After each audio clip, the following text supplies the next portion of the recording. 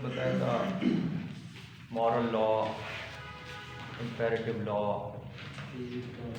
International law, scientific law, और उसके बाद जो है ना कन्वेंशनल लॉ, ठीक है ना, कस्टमरी लॉ। ये मुख्तलिफ काइंड्स हैं, क्लासिफिकेशन की गई है लॉज हैं। इसमें हमने पहला जो है ना वो पढ़ा था इम्पेरेटिव लॉ। दूसरा है detail note, right detail note on physical and scientific law. What is page number 39। What is physical and scientific law and its characteristics?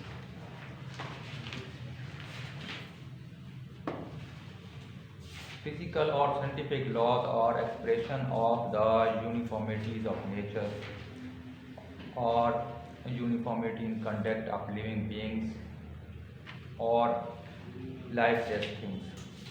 अब जहाँ जो पहले उन्होंने डेफिनेशन की है, तारीफ की है, उसमें ये है साइंटिफिक लॉज क्या हैं, एक्सप्रेशन ऑफ यूनिफॉर्मिटीज़। वो यूनिफॉर्मिटीज़ हैं, एक तरह से तमाम कानून लागू होते हैं, ठीक है ना, यूनिवर्सल हैं। यूनिवर्सल यानी यूनिफॉर्मिटीज़ यकसा इतलाक़ होता है उन चीज़ों का, ठीक है ना। मिसालें आपके सामने हैं साइंटिफिक लॉज की। न्यूटन का जो कानून है फिज़िक्स का, वो हर जगह यकसा है, यूनिवर्सल उसकी एप्लीकेशन है। साइंस का कोई भी तजर्बा किया जाए, चाहे वो पाकिस्तान में किया जाए, इंडिया में किया जाए और या अमेरिका में किया जाए, अगर सिमिलर कंडीशन होंगे तो रिजल्ट सिमिलर ही आएगा, ठीक है ना। Uniformities, the law of motion, gravitation and chemical reactions for instance exhibit uniformity in conduct of lifeless things. ये वो चीज़ें हैं केमिस्ट्री में जो केमिकल रिएक्शन होते हैं, या ग्रेविटेशनल फोर्स का जो कानून है, इतलाक़ है जो फिज़िक्स में होता है कि ज़मीन की कशिश सकल है। तो ज़मीन की कशिश सकल जो है ना, अगर वो पाकिस्तान में है तो इंडिया में भी है, तो ज़मीन तो हर जगह है, किसी भी मुल्क में है। तो इसलिए यूनिवर्सल इसकी क्या होती है, एप्लीकेशन होती है, ये साइंस के जो लॉज हैं इनकी। The biological laws of propagation of species, the law of evolution and the growth of all beings and all humans ecology may be mentioned among those laws which reflects uniformity in the conduct of living things। और biological जो है ना वो living things में होता है। Physics की जो मिसाल दी है या केमिस्ट्री की जो मिसाल दी है, केमिकल रिएक्शन की या ग्रेविटेशनल फोर्सेस की, तो उसने कहा है कि वो लाइफलेस है, गैर जानदार चीज़ों में है। और बियोलॉजिकल जो बता रहे हैं ये जानदार चीज़ों में, ये भी इसी तरह यूनिफॉर्मल होता है हर किसी में, ठीक है ना। ग्रोथ होती है, प्लांट्स हैं, इंसान हैं, ठीक है ना, ग्रोथ होती है हर किसी में। किस कानून के तहत होती है, जो कानून है उसके मुताबिक बराबर जो है ना वो होती है। व्हाट इज़ फिजिकल और साइंटिफिक लॉज?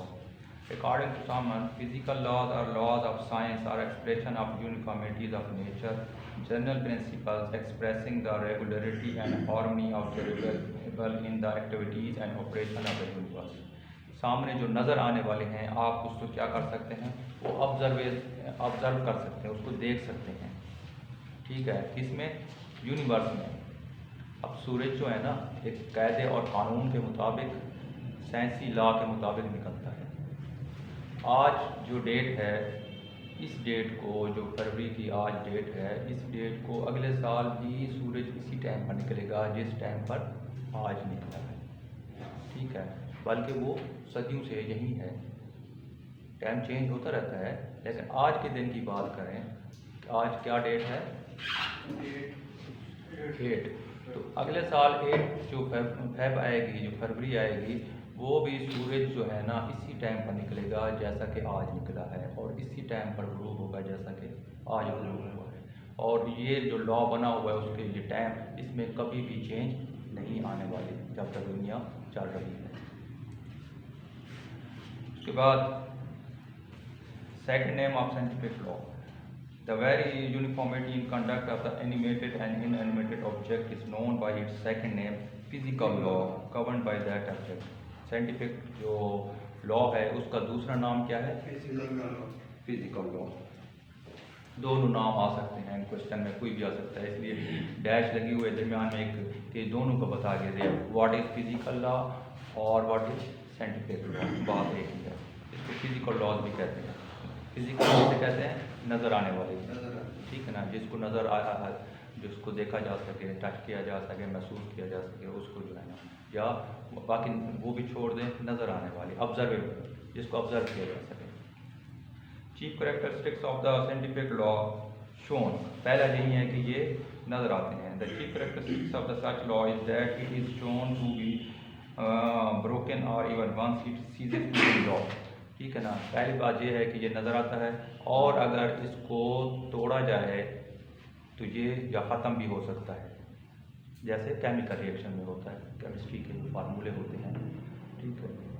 एक फार्मूला है चीनी बनाने का, वो उसके मुताबिक अगर मटेरियल डालेंगे चीनी बनेगी, अगर ज़्यादा डाल देंगे या कम डाल देंगे तो वो प्रोसेस नहीं चलेगा, वो प्रोसेस एंड हो जाएगा अगर वो उसको तोड़ेंगे, उसको ब्रोक करेंगे, ठीक है ना।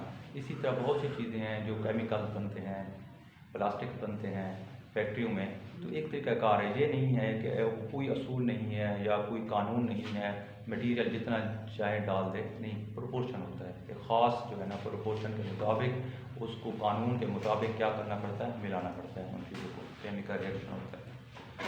Instances, if it could be shown even once that a stone thrown out by hand did not return back to the earth but went on proceeding to the skies, the law of gravitation will cease to be have force of law.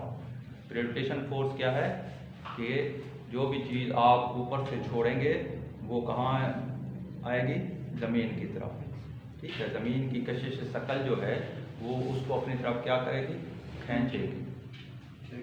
तो अगर कोई चीज़ आप ऐसे पत्थर है, जिसकी मिसाल दे रहा है, पत्थर है, आप उसको छोड़ते हैं वो ऊपर चला जाता है, इसका मतलब ये है वो लॉ अब क्या हो गया, ख़त्म हो गया,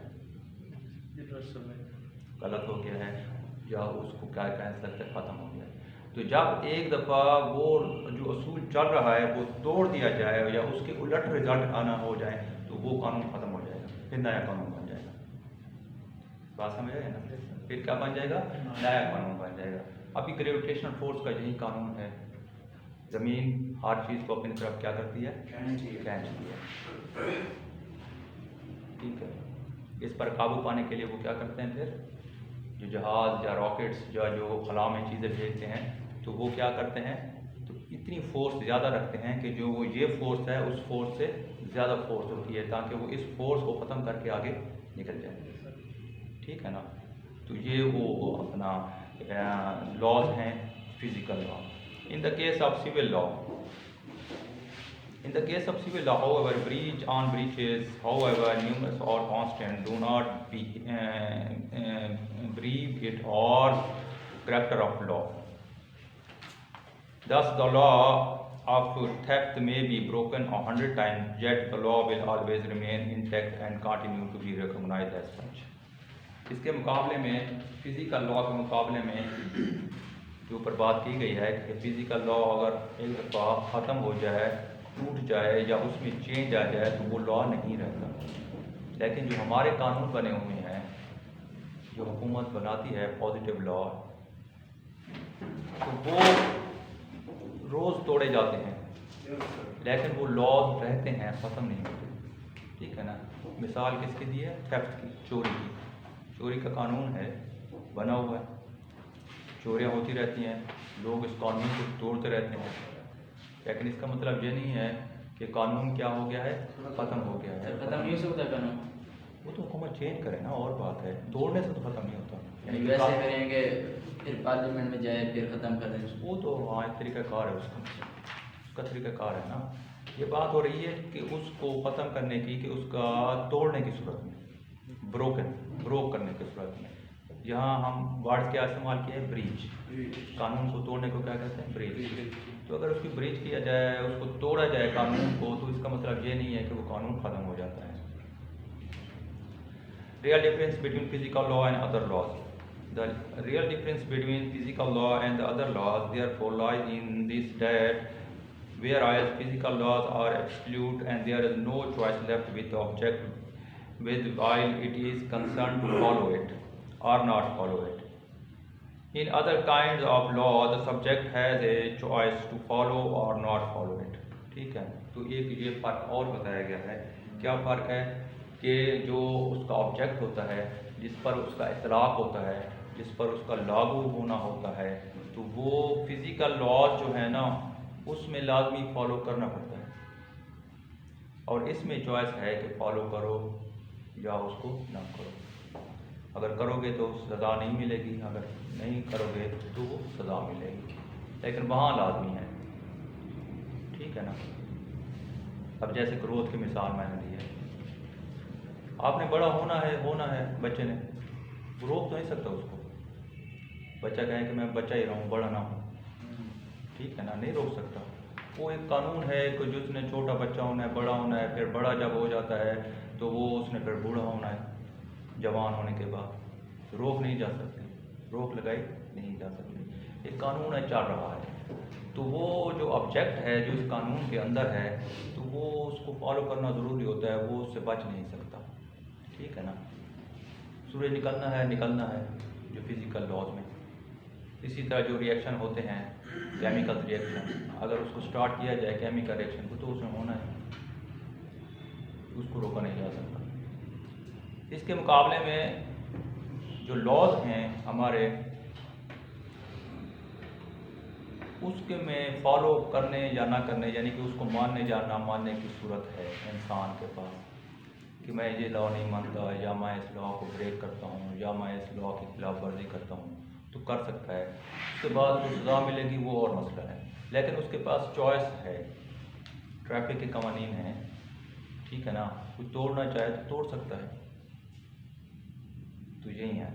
उसके बाद given the names of natural law or rational law, the names of natural law or the rational law also being given to what we have donated as physical and scientific law।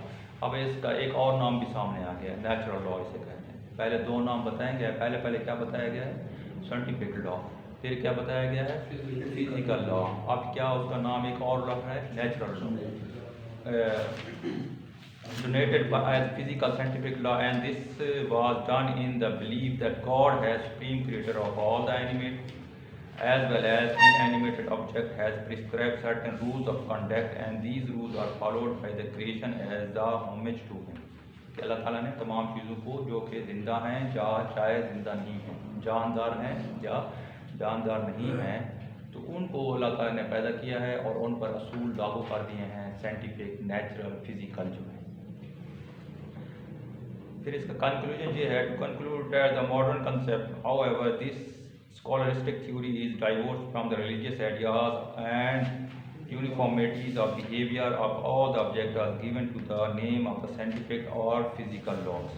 ठीक है ना। इसका नतीजा है कि modern concept this scholastic theory is divorced from the religious ideas। ठीक है ना। इससे साइंटिफिक थ्योरी से बहुत से रिलीजियस जो आइडियाज़ थे उनको क्या हुआ है, ख़त्म किया गया है। पहले कुछ और बातें की जाती थी मजहबी तौर पर, लेकिन साइंस ने उनको आकर क्या किया, चेंज किया है बहुत सी बातों को।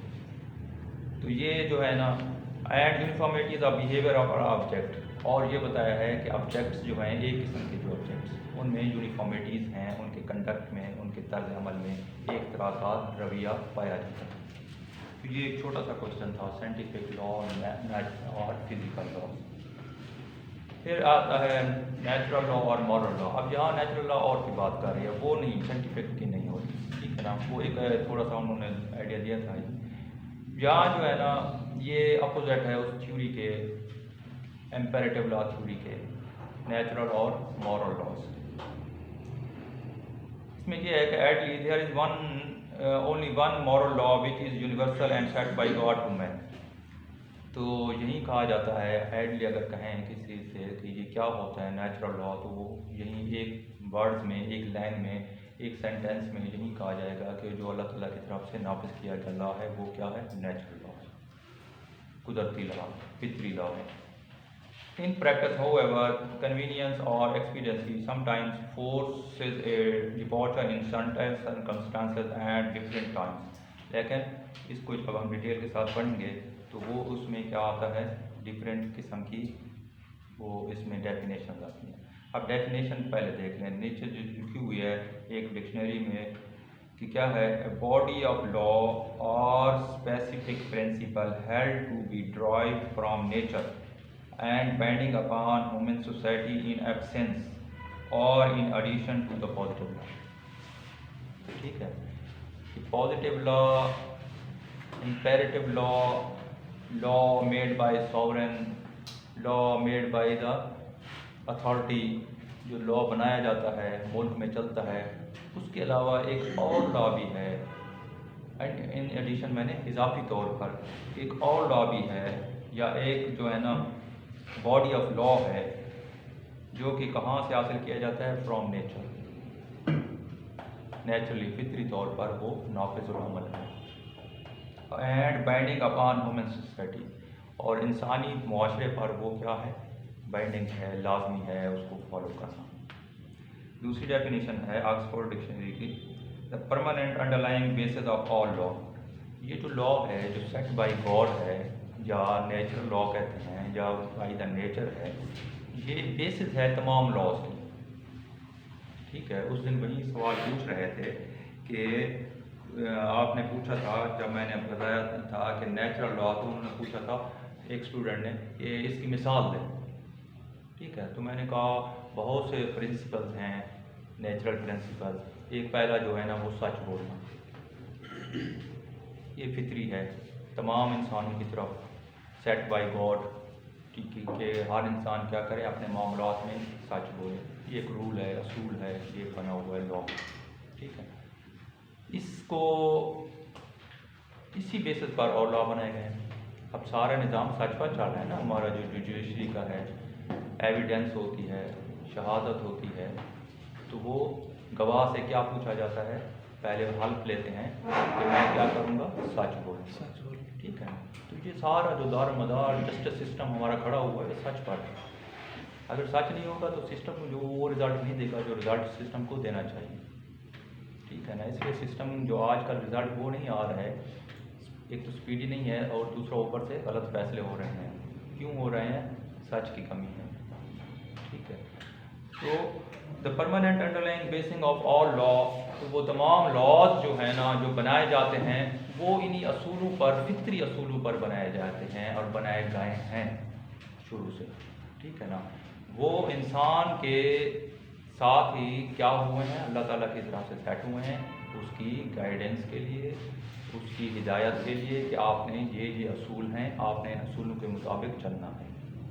ठीक है, और उन असूलों को लेकर फिर कवानीन बनाए गए हैं, और उन असूलों को उन कवानीन में क्या किया गया है, उसमें समोया गया है, उसमें उसकी जो है ना उनके तर्ज पर बनाया गया है, उनको रखा गया है वहाँ। तो इस सूरत हाल में अगर बेसिस नेचुरल लॉज हैं, नेचुरल प्रिंसिपल्स हैं, तो फिर सुप्रीम लॉ कौन सा हुआ, सुप्रीम लॉ नेचुरल लॉ हुआ। तो वो जो इसकी हिमायती हैं वो यही कहते हैं कि नेचुरल लॉ सुप्रीम है, सेट बाय गॉड है, यूनिवर्सल है, इसमें यूनिफॉर्मिटी है। तो ये जो है ना वो है, जबकि उसके मुकाबले में उसको जो इम्पेरेटिव लॉ के जो हिमायती हैं या उसके जो है ना प्रोपोगेट करने वाले हैं, वो इसको कमज़ोर लॉ जानते हैं।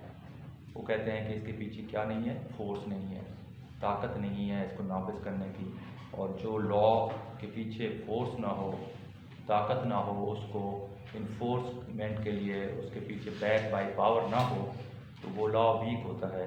और वो लॉ को ऑस्टन क्या कहता है कि वो लॉ नहीं है। ठीक है ना, वो क्या कहता है, लॉ इज़ नॉट लॉ, तो वो लॉ ही नहीं है जिसके पीछे फोर्स ना हो। कब तक? ठीक है, उसके बाद की और भी डेफिनेशन होगी। Black law dictionary, A physical law of nature also termed as laws of nature। अब वो जो फिजिकल लॉज हमने पीछे पढ़े हैं वो इसको भी क्या कहा जा रहा है कि नेचुरल लॉज हैं, ब्लैक लॉ डिक्शनरी के मुताबिक। और physical law of nature also termed as a law of nature, वो भी उनको लॉ ऑफ नेचर कहते हैं। According to Sommer, by natural law or moral law is mean the principle of natural right and wrong. वो principal जो कुदरत की तरफ से, फितरत की तरफ से हमें बताया गया है कि क्या ठीक है क्या गलत है, यही बताया गया है ना। सच बोलना ठीक है और झूठ बोलना गलत है, तो एक असूल बताया गया है। इसी तरह बहुत से और असूल बताए गए हैं। तो ये असूल जो है ना कि what is right what is wrong, जो क्या चीज़ ठीक है क्या गलत है, उसको भी यही कहा गया है कि ये जो प्रिंसिपल्स हैं ये नेचुरल और मॉरल लॉ। उसके बाद the principle of natural justice, if we use the term justice in its widest sense to include all forms of right action, इंसाफ का जो जस्टिस का कंसेप्ट है, अगर उसमें ये सारी चीज़ें शामिल कर ली जाएँ, वो तमाम चीज़ें जो कि राइट हैं, सही हैं, ठीक हैं, वो एक्शन, वो क्या कहलाते हैं, वो कहलाते हैं नेचुरल जस्टिस या नेचुरल लॉ के अंदर आते हैं। Other name of natural law, this is also known as divine law, the law of reason, the unwritten law, the universal law, the common law and the eternal law. 3 4 5 नाम इन्होंने गिनवा दिए हैं। ये सारे के सारे किसके हैं? मॉरल लॉ के। ठीक है। अब conception of such law, the conception of such law as being the body of imperative rules imposed upon mankind by nature. अब यही ये है जो इम्पेरेटिव लाजमी का वर्ड इस्तेमाल किया गया है, ठीक है ना, कि ये ऐसा लॉ है जो कि क्या किया जाता है, इम्पोज किया जाता है फितरत की तरफ से, नेचर की तरफ से तमाम इंसानों पर। Was primarily received by the Greeks in the establishment for divine Providence remains for ever settled and immutable. Greeks जो यूनानी थे वो क्या कहते थे कि ये क्या है, फॉर एवर है और हमेशा के लिए लॉज हैं, ठीक है ना, हैं भी हमेशा के लिए। यही असूल, जैसे मैंने मिसाल दिया सच बोलना, ये कभी कोई ऐसा ज़माना नहीं आ सकता, हमारा जहन नहीं ऐसा सोच सकता कि कोई ज़माना आ जाए कि ये कहें कि सच बोलना ज़रूरी नहीं है, झूठ बोला करो, कह सकते हैं, ठीक है ना। और ये भी नहीं है कि ये जो है ना कोई मज़हब की बात हो, तमाम मज़हब, तमाम इंसान चाहे किसी भी मज़हब का हो, वो यही कहेगा कि पहली बात क्या है, सच बोलना, ठीक है। तो यही है। उसके बाद Justinian is the law of common of to all mankind, ये ऐसा लॉ है मॉरल जो कि तमाम इंसानों के लिए, मैनकाइंड के लिए है, ठीक है ना। इसके पैरामीटर्स होते हैं जो इसके मुकाबले में इम्पेरेटिव लॉ है उसकी। अब जो पाकिस्तान में लॉ बनाया जाता है उसकी जुरिस्डिक्शन है, उसका हदूद दरबा है, ठीक है ना। पाकिस्तान का बना हुआ कानून पाकिस्तान के लोगों पर नाफिज होगा, मतलब ये कि पाकिस्तान की जो इलाका है। इसी तरह जो सूबाई लाज मैंने पहले बताया, पंजाब हुकूमत जो लॉ बनाती है वो पूरे पंजाब पर लागू होगा। तो उसका एक एरिया होता है या उसकी पॉपुलेशन होती है या उसकी क्लास होती है कि ये ग्रुप है, इस ग्रुप पर होगा।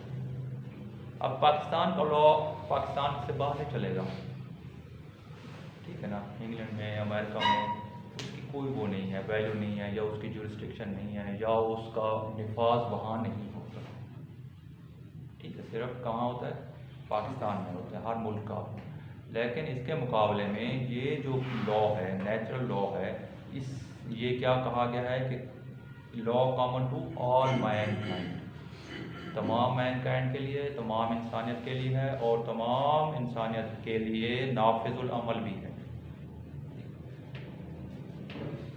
उसके बाद कंसिस्ट ऑफ ये जिसका right eight which consist of those unwritten rules, लिखे हुए नहीं हैं, जो नेचर की तरफ से हैं, लिखे हुए नहीं हैं।